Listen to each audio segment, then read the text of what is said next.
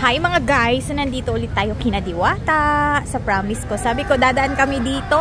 Ayan na. So, wala pa rin pinagbago guys. Ang Diwatang pinagkakaguluhan noon ay pinagkakaguluhan pa rin hanggang ngayon. Kita nyo naman. O, diba? Pa-picture pa rin ng mga tao. So, dito ito sa Pasay branch, no? Dito sa may malaking payong. So, yan. Pinagkakaguluhan na siya doon. Yan. So, hapon na po ngayon mga kaibigan, 5:25 na po. So, marami na din po yung kumakain. Kanina, nung kararating lang namin, 4 PM, wala pa siyang masyadong tao. Pero ngayon, ayan na. And then, yan, sabay sa paglabas ni Diwata.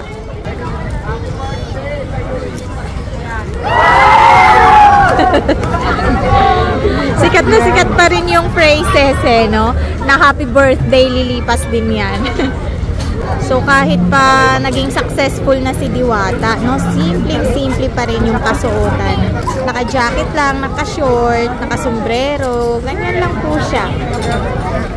Tapos yan, magtatrabaho na ulit siya dyan sa kanyang parisan. So, ayan guys, itong mga wala nang laman ng mga bottles ng soft drinks, kinakarga na po nila ngayon. So, ganito pala mag-restock ng soft drinks si Diwata. Grabe. Hindi mo mabilang ang mga cases sa sobrang dami.